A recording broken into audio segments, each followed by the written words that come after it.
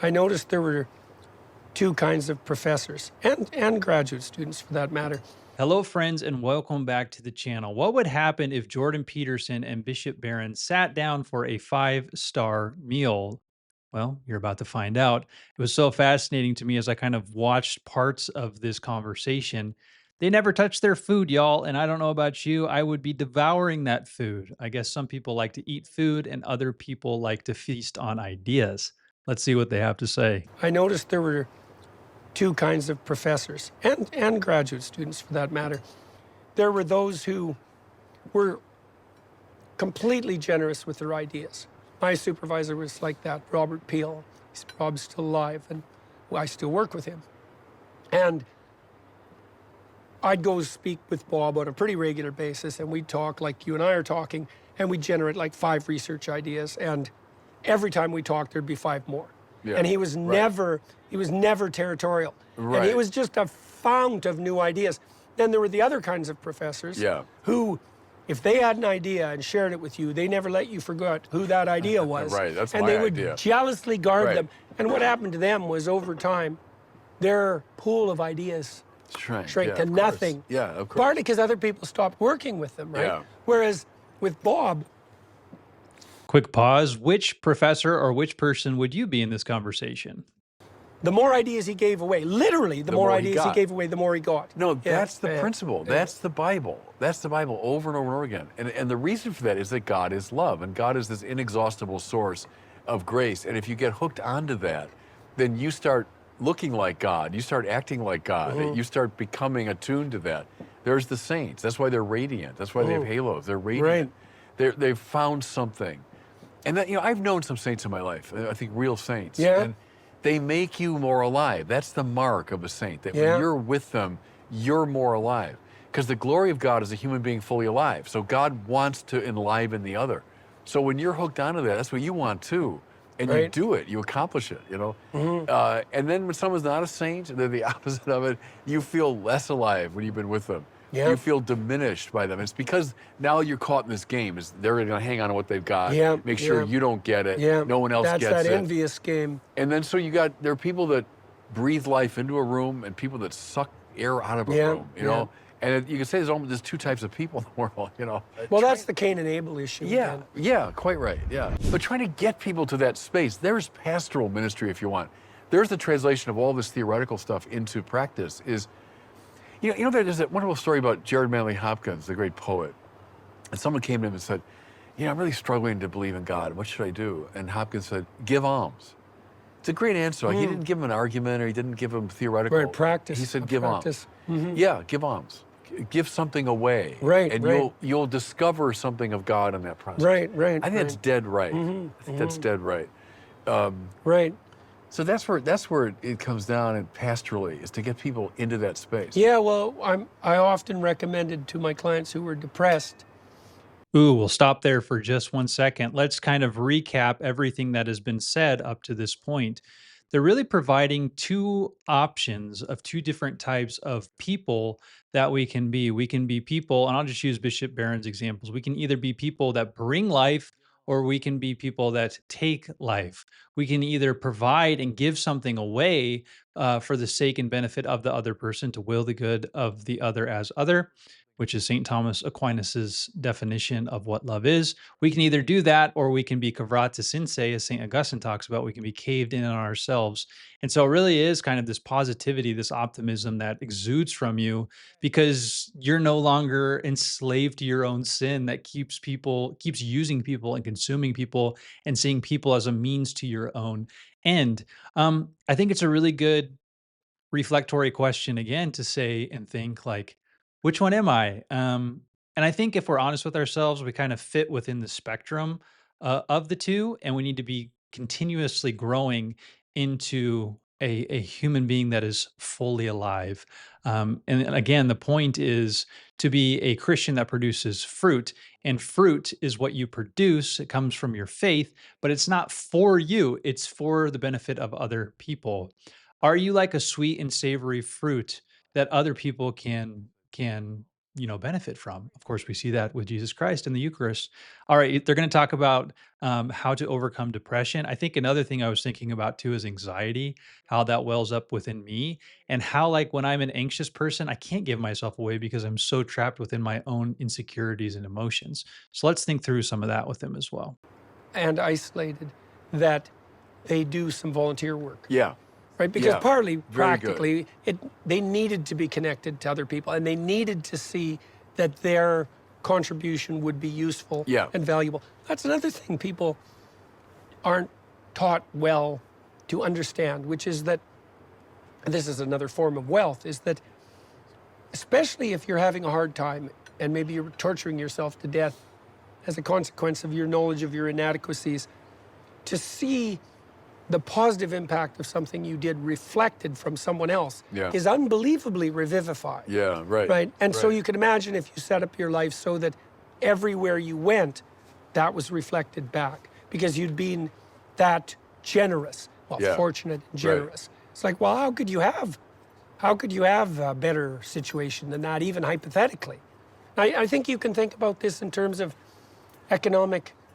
straightforward economic game modeling. So Yeah. there are No, these yes, experiments that have been done now. Imagine you have two people. So Yeah. you play this game with them. You say, Yeah. okay, well, here's the rule. I'm going to give you $100, and you have to offer some of it to your partner here. If they accept your deal, I'll pay you, and you Yeah. can split the money. Yeah. If they reject your deal, neither of you get anything. Yeah. Okay, so you play that game. And if you play it with people worldwide, what happens is on average, the person will offer 50%. Now, this has been a revolutionary discovery because the classical economic rationalist view is that the person who's being offered the money, I give you $100, Yeah. should offer $1 to their partner Yeah. because they're rational self-maximizers. So they get 99, their partner gets 1, but the partner should take it because, well, do you want $1 or do you want $0? One is more than zero. All right. One is a better deal than zero. But that isn't how it works. People offer 50%. If you match a rich person and a poor person together, the fact that the poor person is poor does not increase the probability that they will accept a low value offer. In fact, Yeah. it has the opposite effect. So a poor person is more likely to refuse an unfair deal. And the reason for that is that this shows you how narrow the parameters were of the self that was supposed to be maximized economically. I've often played this with people in a crowd. While you play everything you do, you play to a crowd. Every part of your life, it impacts your reputation. Well, if you develop a reputation as a fair trader, then the number of opportunities you're going to have to trade obviously will grow. Yeah. And so then you might say, well, how do you optimize that? And I suspect that you probably optimize that by slightly erring on the side of the other person with every interaction. Yeah, But right. not too much, because then you can get taken Yeah. advantage of. But Yeah. as a rule of thumb, it's like, well, if you get 55 and I get 45, well, that's not so bad, especially if it increases the probability that you'll agree. Right. But then if that increases the probability that more people will play games I'm setting up, Yeah. well, the net victory in that is immense. Yeah. And so it could easily be that if this was modeled properly mathematically, like as a strategy, and attempts have been made in that direction, that something like default generosity, we know this is default, we know default reciprocity works as a trading strategy across Yeah. multiple different situations.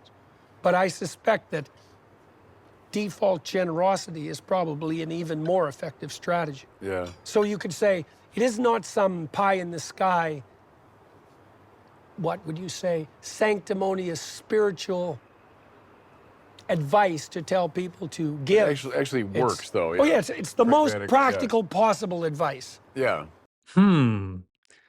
I don't know about that. I was thinking about, I guess in a practical principle sense, it makes sense. Like you should always err in every situation on the side of the other person. So, statistically, you should give them 55 and keep 45%. That's kind of what I was getting from what Jordan Peterson was saying. Again, the point is you don't have to have a spiritual revelation to realize that generosity has a pragmatic benefit. But I would flip it around and say, I think the spiritual principle that Jesus provides for us, and that's what I was thinking about when he was talking, is probably even better. Obviously, it's better. But does Jesus say, guy, give 55% to the other person and keep 45% for yourself? Does that sound like something Jesus would say? I mean, Jesus said things like, if somebody asks for the cloak that's or the tunic that's on you, give it to them and then give them more. So it doesn't seem to me, or if somebody asks you to walk 1 mile, walk another with them.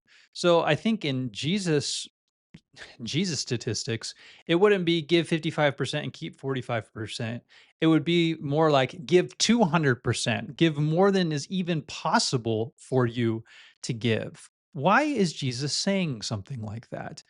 Because I think that utter dependency upon him is what actually produces the love that is necessary within this world. So I don't think that what Jordan Peterson is providing there is actually good advice. I think it's worldly advice. It's not the advice of Christ. It's actually kind of antithetical to, I think, what Jesus would say. There is a radical generosity that transcends reasonable generosity within the eyes of the world. Again, this generosity is pragmatic in the sense that it ultimately is benefiting the self.